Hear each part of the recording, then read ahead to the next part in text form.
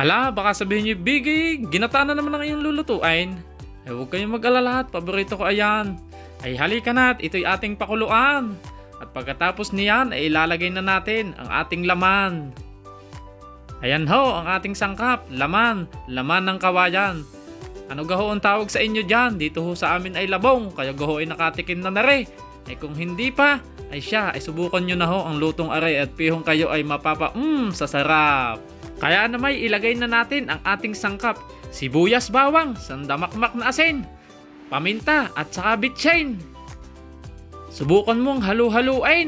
Huwag mo lang akong lulukuhin. Takpan mo at huwag na huwag mong pasisingawin. Kapag kumukulo na ang iyong dugo, stay, ang ating niluluto. Ay siya, lagyan na ng pampaasim. Sampalok nga pala ang aking nadali. Dahil ito ay manamis-namis na, maasim-asim pa. Tama-tama sa aking panimpla. Bahala na kayo kung anong inyong ilalagay. Ay basta tama sa iyong palagay.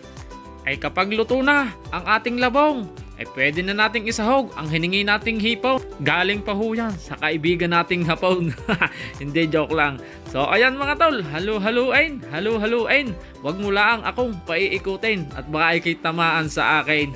Ay saan ka makakakita pa? Pogi na ay magaling pang magtimpla. Ay siya, ari tatakpan na natin at pakukuluan nang malaman baga natin ang lasa ng ating ginataan. At ayan na nga at aking tinikman. At sa malamang ay napakatabang. Sandamakmak na asin ang aking idinagdag. Kasabay naman ang sili nating pampabango at pampahilab. Pagkakulo ay pwede na tayong humalab. Salamat sa iyong panonood. Please share the video. Thank you.